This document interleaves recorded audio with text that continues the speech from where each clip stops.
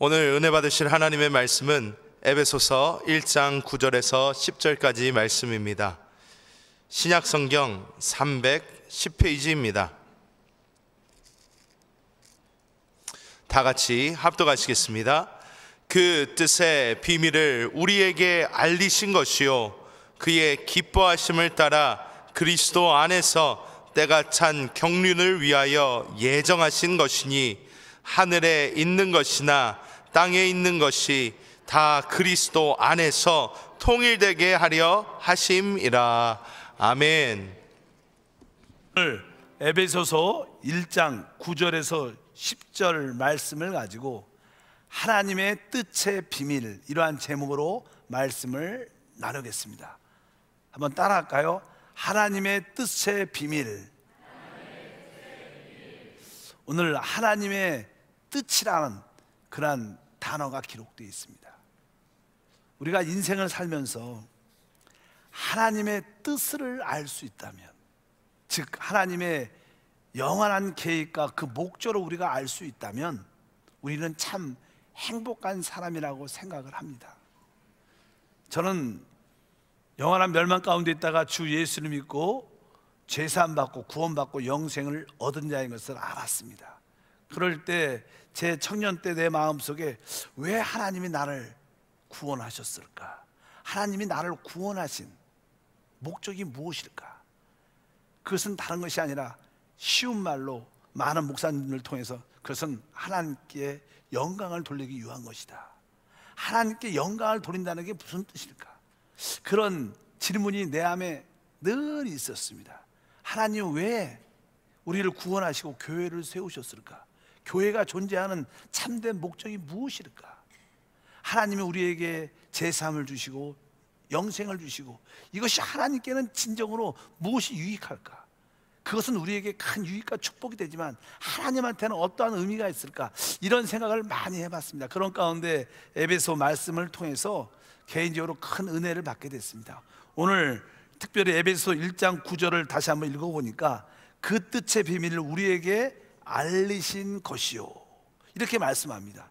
여기서 그의 뜻, 이것은 뭐 하나님의 뜻을 말하죠. 하나님의 뜻의 비밀. 그러니까 하나님의 뜻은 오랫동안 비밀이었다는 겁니다. 어떤 누구도 알 수 없었다는 거예요. 하나님이 그것을 보여주지 않았다는 겁니다. 그런데 이제 때가 돼서 하나님께서 하나님의 뜻의 비밀을 우리에게 알리시고 보여주신 줄 믿습니다. 고린도서 1장 26절에 보면 이렇게 기록합니다. 이 비밀은 만세와 만대로부터 감추어졌던 것인데, 이렇게 말씀합니다. 이 비밀이 만세와 만대로부터 오랫동안 감추어져 있었다. 알다시피 우리 구약의 아브라함, 우리가 좋아하는 다윗, 또 그 지혜의 최고였던 솔로몬, 또 많은 선지자 중에서 우리가 좋아하는 뭐 예레미야, 뭐 다니엘, 에스겔, 그 유명한 그런 사람들도 몰랐다는 거예요. 이런 뜻입니다. 이 비밀은 만세와 만대로부터 감추어져 있는데 이제 그의 성도들에게 나타났다. 이제 그의 성도들에게, 바로 여러분과 우리에게 나타났다는 것입니다. 어떻게 나타났는가? 그 말씀이 오늘 에베소 3장 5절에 기록하기를, 이제 그의 거룩한 사도들과 선지자들에게 성령으로 나타내신 것 같이 다른 세대의 사람들의 아들에게는 알려지지 아니하였으나, 바로 사도들과 거룩한 사도들과 선지자를 통해서 이제 이 말씀, 하나님의 뜻과 계획과 목적이 우리에게 계시로 드러났다. 그래서 이 에베소서를 지금 쓰고 있다, 이렇게 말씀합니다. 저는 여러분들에게 한 번쯤은 여러분들이 하나님의 뜻을 알 수 있다면, 하나님의 영원한 계획과 목적을 알 수 있다면 우리 인생에 새로운 변화가 있다고 저는 믿습니다. 너무 땅에 속한 거, 너무 작은 것들에 연연하지 않고 진짜 하나님의 뜻과 목적을 위해서 달려갈 수 있는 우리 모두가 될 것을 확실히 믿습니다. 오늘 말씀해 보니까 사람들의 아들에게는 알려지지 않았지만 바로 하나님의 아들인 바로 여러분과 우리에게는 알려졌다. 하나님의 아들이라는 것은 바로 하나님의 생명을 가진 사람들인 줄 믿습니다. 그럼 하나님의 뜻과 계획과 목적은 무엇인가? 이것은 사실 비밀 중에 비밀이었습니다. 성경에 이 우주는 비밀스럽죠. 많은 학자들과 과학자들이 이 우주의 비밀을 찾고 싶어 합니다. 특별히 생명의 비밀을 찾고 싶어 하지만 그 생명의 근원이 어디인가? 세상 지식으로는 그것을 알 수 있지 않습니다. 우주의 비밀도 그것을 그냥 그들이 가상하고 그들이 추측할 뿐이지 그들의 답을 알 수 있죠. 왜? 그것은 비밀이기 때문에. 그러나 하나님께서는 에베소를 통해서 우리에게 보여주셨는데 그 답이 무엇이냐? 바로 아까 9절 읽었죠? 그 10절에 답이 있어요. 9절부터 10절 다시 한번 읽어보면 그 뜻의 비밀을 우리에게 알리신 것이요 그의 기뻐하심을 따라 그리스도 안에서 때가 찬 경륜을 하여 예정한 것이니 하늘에 있는 것이나 땅에 있는 것이 다 그리스도 안에서 통일되게 하려 하심이라. 10절에 보니까 하늘에 있는 것이나 땅에 있는 모든 것이 그리스도 안에서 통일되게 하려 하십니다. 통일되게 한다는 뜻이 무슨 뜻일까? 우리가 이 말씀을 그냥 일반적으로 읽으면 이게 무슨 뜻인지 잘 모릅니다. 그래서 이게 다른 번역본을 쉬운 책, 뭐 이렇게 세번역 이런 책을 읽어보면 한번 번역의 의미가 좀 쉽게 되는데 우리 공동 번역과 바른 번역을 보게 되면 이렇게 기록되어 있습니다. 때가 차면 이 계획이 이루어져서 하늘과 땅에 있는 모든 것이 그리스도를 머리로 하고 하나가 될 것입니다. 그러니까 이 말은 무슨 뜻인가 하면 하나님의 아들 그리스도를 머리로 삼아 모든 것이 그 질서 안에 있게 될 것이다. 그 질서 안에서 아름답고 하나님의 축복이 누려지게 될 것이다. 이렇게 말씀하면서 또 다른 번역에 보니까 똑같은 말이지만 그 계획은 때가 차면 하나님께서 하늘과 땅에 있는 모든 것을 그리스도 안에서 한데 모아 그리스도를 머리로 하여 하나로 다 통일시킬 것입니다. 이 뜻은 무슨 뜻이냐면 바로 이 우주의 머리를 그리스도로 삼는 것이고 모든 것이 그리스도 안에서 그 하나됨, 그 질서와 아름다움을 회복하게 될 것이다. 왜 이렇게 기록했을까? 여러분, 우리가 살고 있는 이 땅, 또 우리가 이게 멀리 보이는 이 우주는요 하나님의 심판을 받은 경험을 갖고 있습니다. 성경은 이렇게 기록합니다. 창세기 1장 1절과 2절을 읽어보니까 태초에 하나님이 천지를 창조하셨다. 여러분, 창조란 단어 안에는요 질서가 있고 거기에는 아름다움이 있고 축복이 있는 것을 의미합니다. 믿으시면 아멘. 아마 창조란 단어는 뭐 이렇게 무에서 유를 창조하죠. 그런 뜻이 많지만 일단은 여기 우리 이 꽃꽂이를 봐도요 이 꽃꽂이를 하신 집사님들이 이렇게 나름대로 어떤 작품을 이렇게 아름답게 이게 만드셨습니다. 만드실 때 이 꽃의 위치, 배치 이렇게 이것을 만들 때마다 어떠한 뜻과 의미가 다 있어요. 그러니까 이렇게 전체적으로 볼 때 거기에 아름다움이 있고 조화가 있고 거기에 질서가 있는 거예요. 하나님이 처음에 태초에 하늘과 땅을 창조할 때 이 우주와 이 땅에 아름다움이 있었어요. 믿으시면 아멘. 그런데 2절 읽어보니까 이렇게 기록되어 있습니다. 땅이 혼돈하고 공허하며 흑암이 깊음 위에 있었다. 여기에 어떤 사건이 생긴 겁니다. 땅이 혼돈해졌어요. 질서가 파괴된 거, 아름다움이 파괴된 겁니다. 땅이 혼돈하고 공허하며 흑암이 깊음 위에 있었다. 이것은 우리가 여러 가지 에스겔이나 성경책을 이사야 성경책을 보면 바로 하나님의 사람이 창조되기 전에 이 우주는 천사가 중심이었습니다. 하나님께서 천사를 만드시고 천사를 통해서 이 우주를, 이 땅을 다스렸어요. 그런데 그 천사 중에 가장 높은 자였던 그 루시퍼가, 사단이 타락을 해서 하나님을 배역했습니다. 그래서 하나님은 결국 그를 심판하고 하늘의 보좌에서 쫓아냈습니다. 그래서 이 땅이 심판을 받게 됐습니다. 그 근본적인 원인이 무엇이냐? 사단의 배반, 배역이 있었다는 거예요. 이 우주에. 그래서 그 아름다움과 질서가 깨어져 버렸고, 그 결과 하나님은 또 사람을 통해서 이 뜻을 이루기를 원하셨는데 사람도 그 뱀, 사단의 미혹을 받고 사람도 타락했습니다. 이 우주가 이렇게 혼돈과 질서와 어려움 가운데 있는 이유는 딱 두 가지, 바로 사단의 배반, 사람의 타락입니다. 그것이 우리 눈에는 보이지 않지만 이 세상에 고난과 어려움과 부패함과 썩음이 있는 이유, 이 우주의 공허함들. 여러분, 사실 달나라 가도 아주 공허합니다. 아무것도 없어요.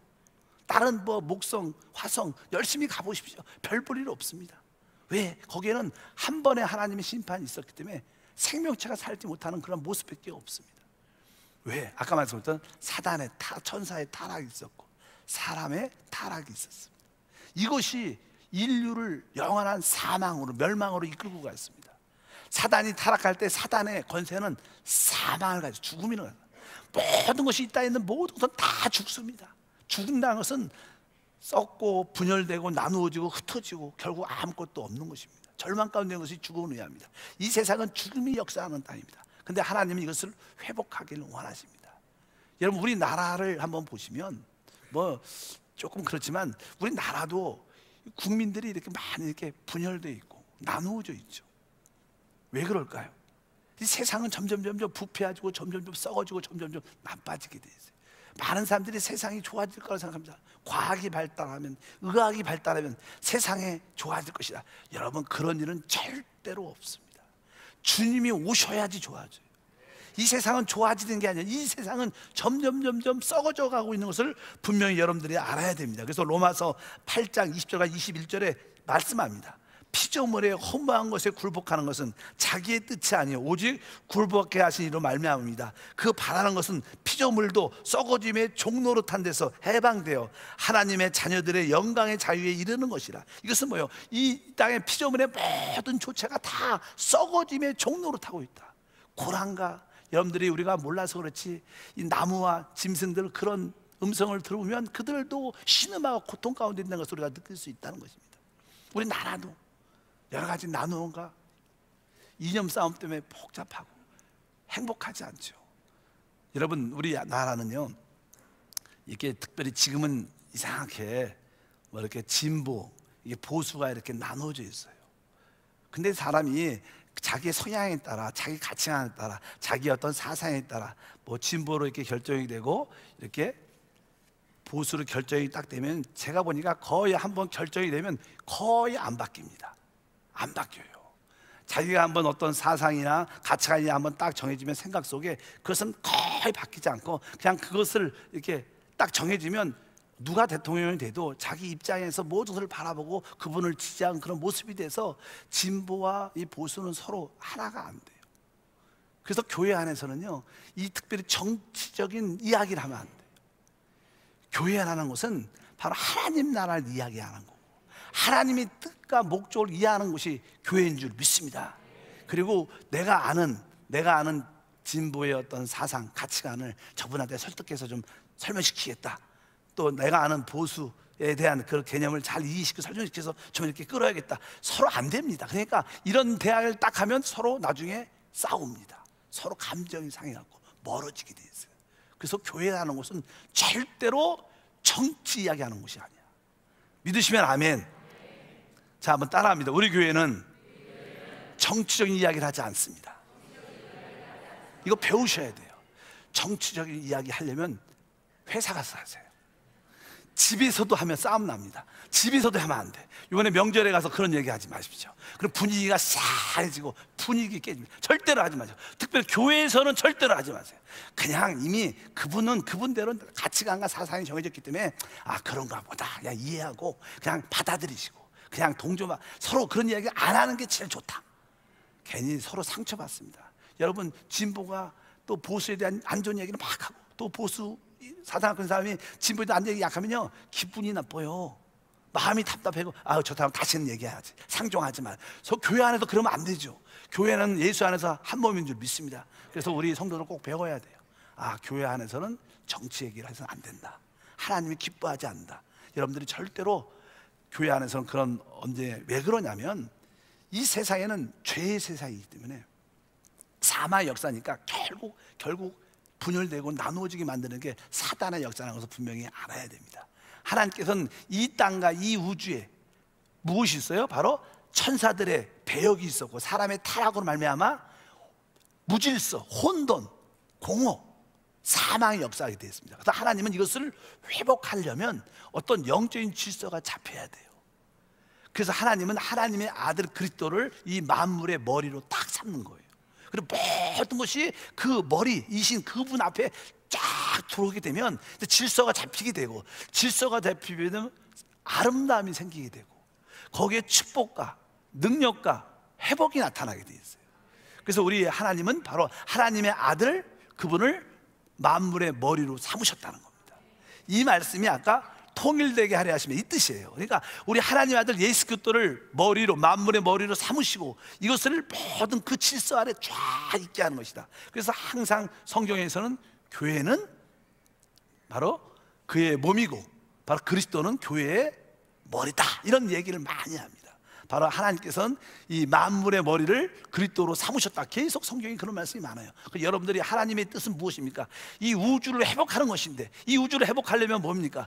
사람이 바로 그리스도를 머리로 삼아 그 질서 안에 있을 때 진정한 회복과 아름다움과 축복이 나타날 줄 믿습니다.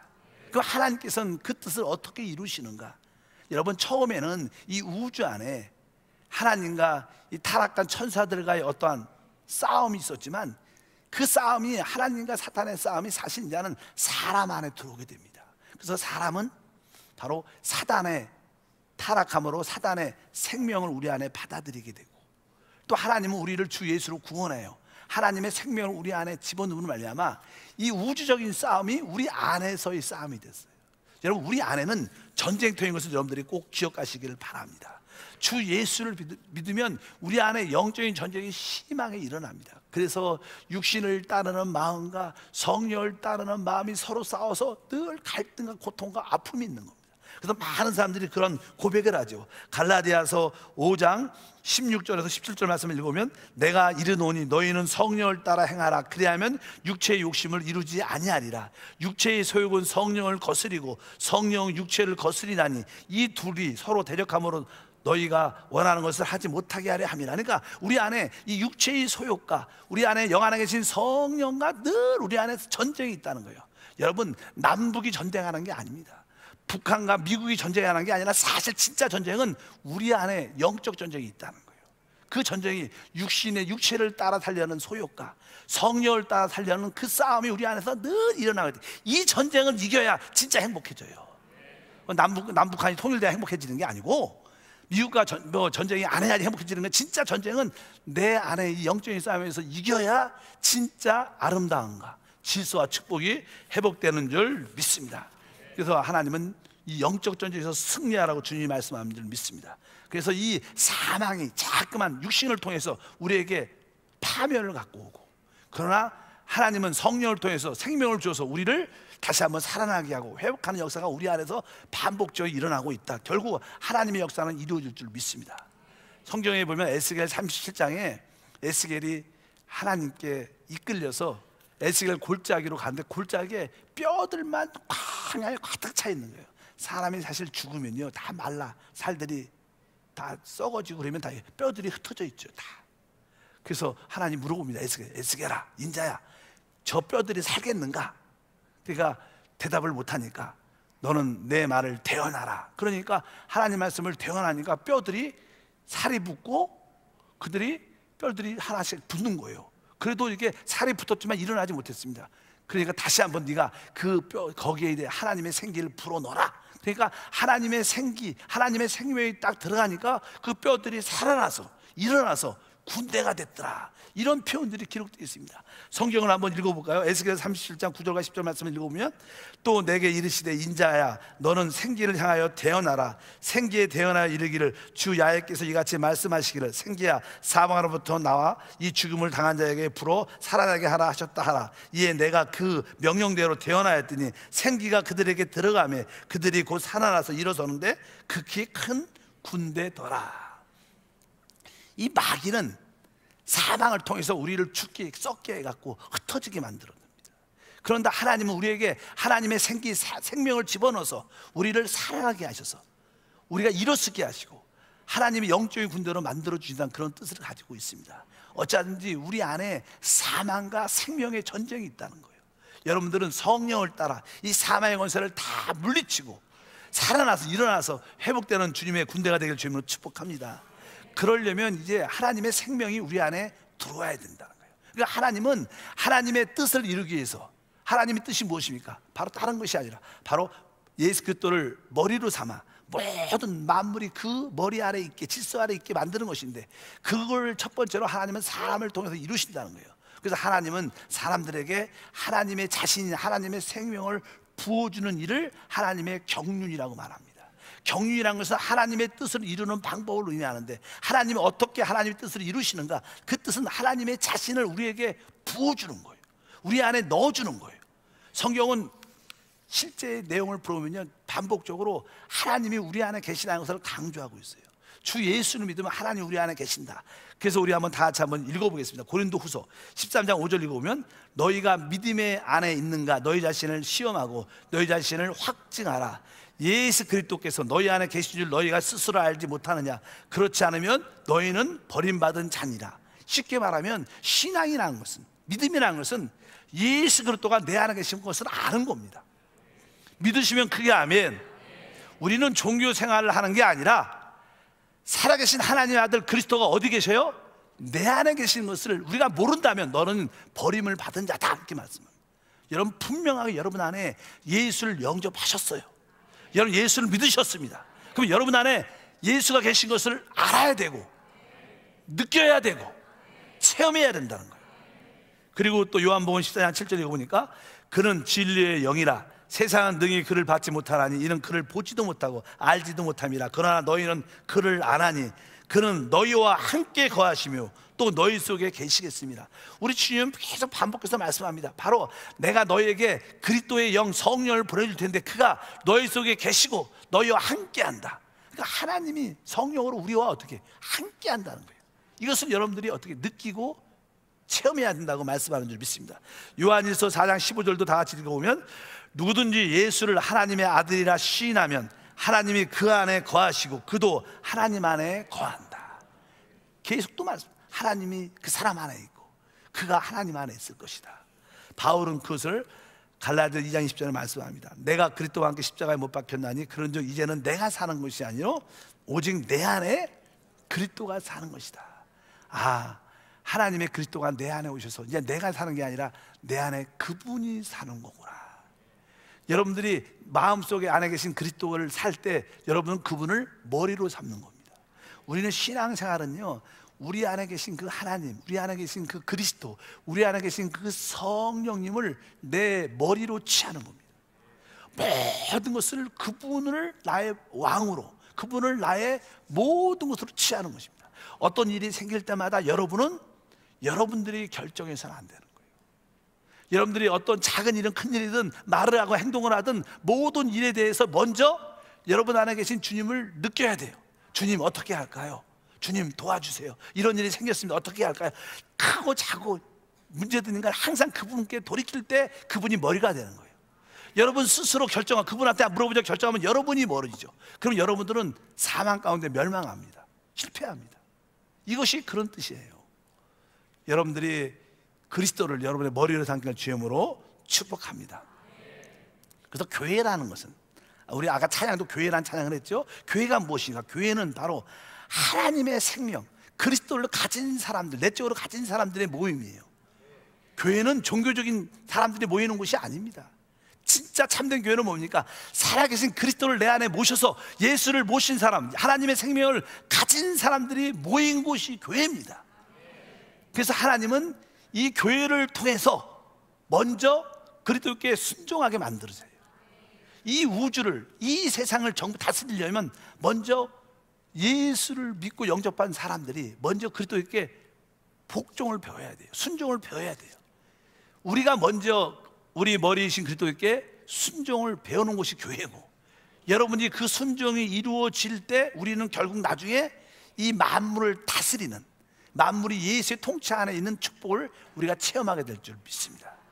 그래서 하나님의 뜻은, 계획과 목적은 구원받은 우리가 먼저, 우리 교회가 먼저 머리신 그리스도께 순종을 배우는 곳이 교회예요. 그 질서가 회복이 되면 아름다움과 축복과 능력이 나타난다는 거예요. 이것이 하나님의 진짜 우주의 비밀이에요. 무슨 말인지 잘 몰라도 집에 가셔서 10번쯤 들어보시기 바랍니다.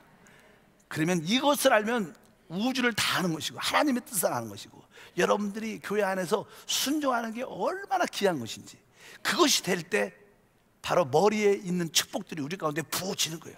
전에도 그런 설교 많이 했어요. 우리 머리이신 그리스도는 어떠한 축복을 가지고 있나? 적어도 5가지 축복이, 그분에게는 창조의 축복이 있죠. 그럼 부활의 축복이 있고, 초월한 축복도 있고, 머리가 되는 축복도 있고, 모든 환경을 다스리는 축복도 다 있습니다. 그런 이야기를 많이 한 것처럼, 여러분, 그 축복이 어느 때 이루어지는가? 우리가 예수 그리스도를 우리의 머리로 삼을 때, 여러분들이 개인적으로 먼저 예수 그리스도를 머리로 삼아야 돼요. 그리고 우리 모든 교회들이, 성도들이 하나가 돼서 그리스도를 머리로 삼을 때마다 하나님의 역사는 그때부터 우리 가운데 부어지식하고 놀라운 축복으로 함께할 줄 믿습니다. 교회가 하는 일이 무엇입니까? 하나님 왜 우리를 구원하셨어요? 우리가 먼저 솔선수범해서 하나님의 생명을 가진 자로서 예수님을 머리로 삼고 거기에 복종하고 순종할 때 하나님의 질서가 회복이 되면서 하나님의 뜻이 이 땅에, 이 우주에 하나님의 영원히 나타날 줄 믿습니다. 그래서 그 시작이 교회라는 거예요. 그래서 여러분들이 그리스도께 복종하는 훈련이 되어야 될 줄 믿습니다. 보통 우리가 그리스도 안에서 순종을 배우는 게 교회 안에서 어렵다고 말을 많이 하지만, 여러분들이 이런 영적인 믿음의 그름을 알면 그것이 은혜 가운데 이루어질 수 있는 줄 믿습니다. 아, 내 안에 하나님의 그리스도가 계시는구나. 이분이 나의 머리구나. 내가 이분께 순종하고 이분이 나의 머리니까 내가 모든 일을 그분께 물어봐야겠다. 그리고 여러분들이 교회에 와서 서로 하나가 되면 교회가 또 그리스도께 순종하게 되고 그리스도의 머리 되심 안에 있게 되고 하나님의 뜻이 이 땅에 나타나기 시작하기를 분명히 알 줄 믿습니다. 왜 이 시대에 하나님이 잘 나타나지 않을까?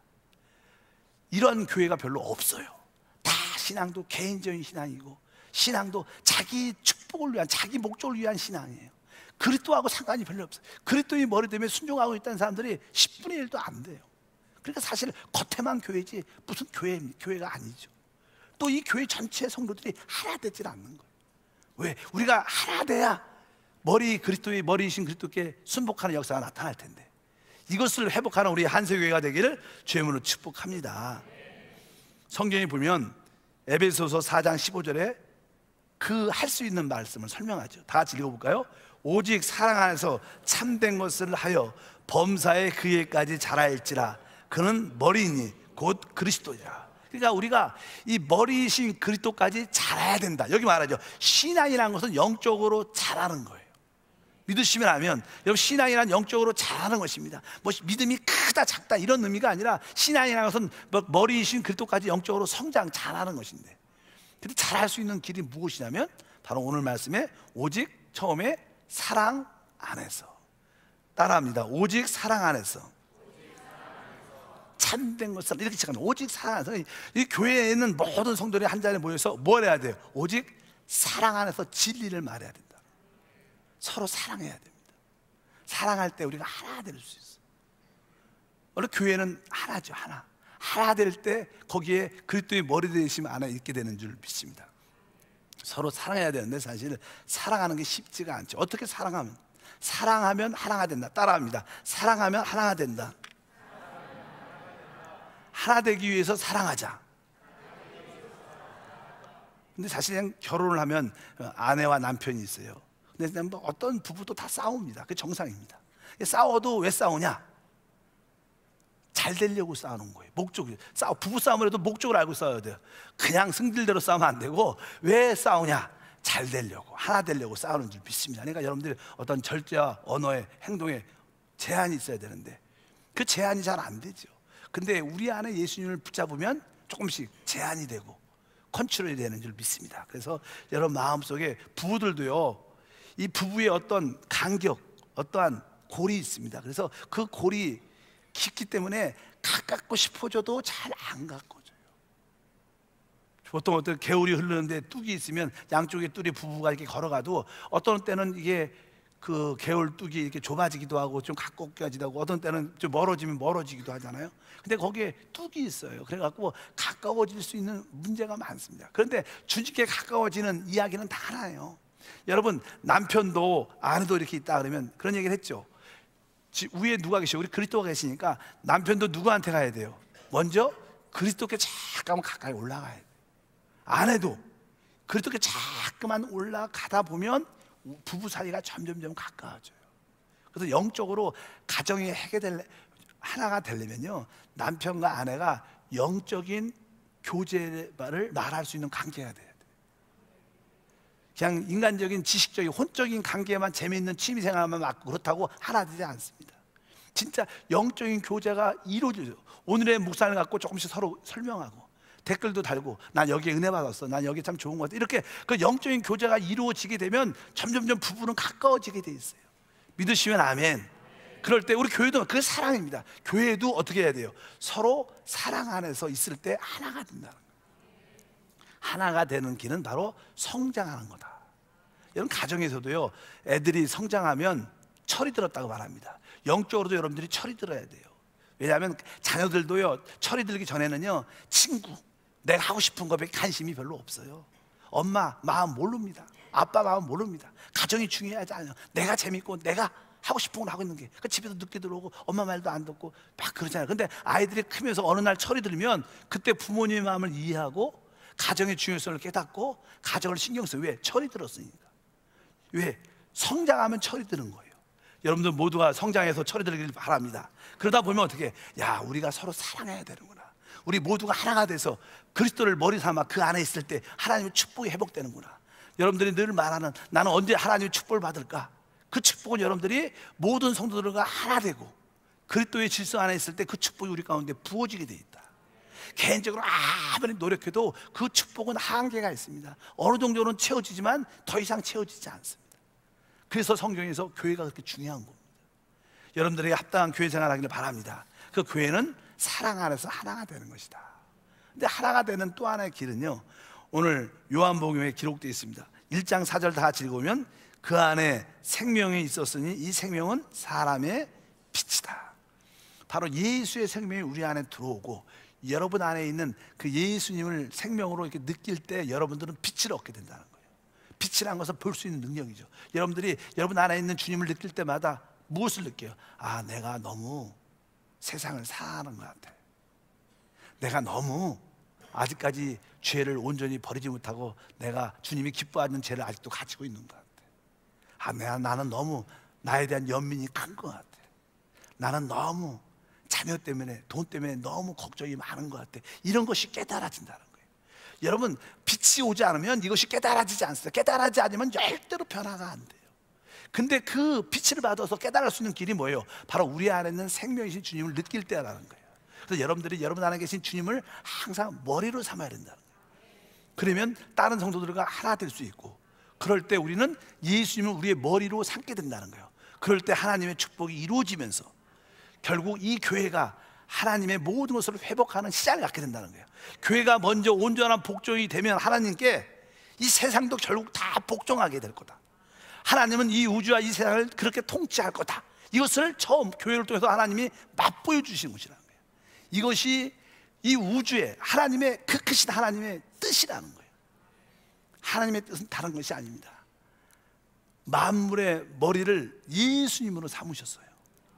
그분 안에 모든 것이 질서 있게 들어와서 거기에 아름다움과 모든 축복이 회복되는 게 하나님의 뜻인 줄 믿습니다. 그 머리신 주님 앞에 들어올 때 그것만이 모든 축복의 시작입니다.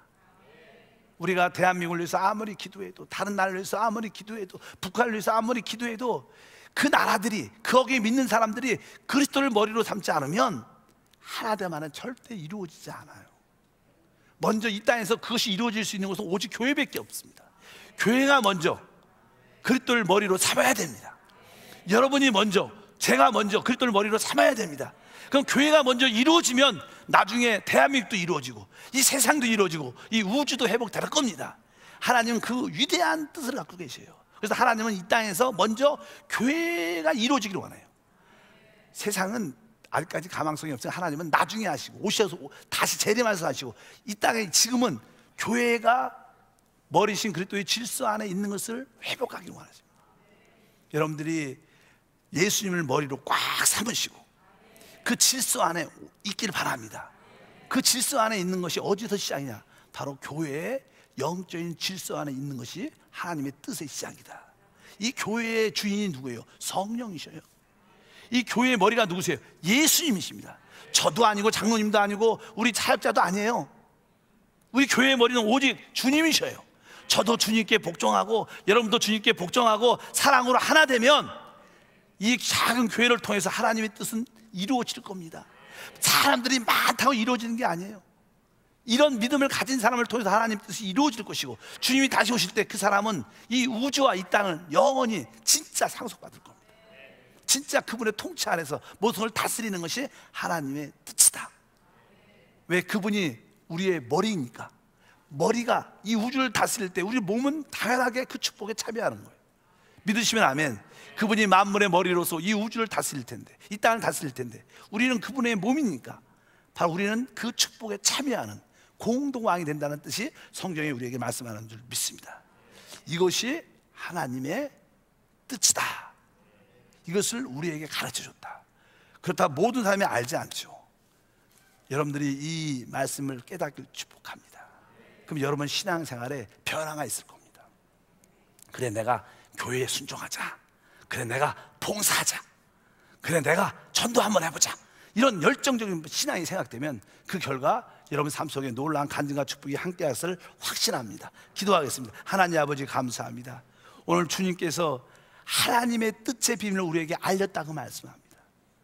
우리는 너무 마귀에게 속아, 죽음의 사망의 권세에 속아서 오직 먹고 사는 거에 관심밖에 없지만, 하나님은 우리에게 다시 한번 성령을 통해서 하나님의 뜻의 비밀을 보여주심을 믿습니다. 주여, 우리의 눈이 열리게 도와주셔서 하나님의 뜻, 계획과 목적을 분명히 보게 도와주시고, 이 하나님은 이미 이 만물을 그리스도를, 만물 위에 그리스도를 머리로 삼으신 줄 믿습니다. 이 결국 만물이 그리스도를 머리 삼아 있게 될 것입니다. 먼저 우리가, 교회가 먼저 그리스도를 우리의 머리로 삼는 생활이 먼저 이루어지게 하사 그부터 다가오는 놀라운 축복을 다 누리게 도와주시옵소서. 그리스도가 우리 심령에 계시오니 순간순간 그리스도를 머리 삼아 살게 도와주시옵소서. 우리가 머리가 된 것을 회개하게 도와주시옵소서. 예수 이름으로 기도합니다. 아멘. 잠시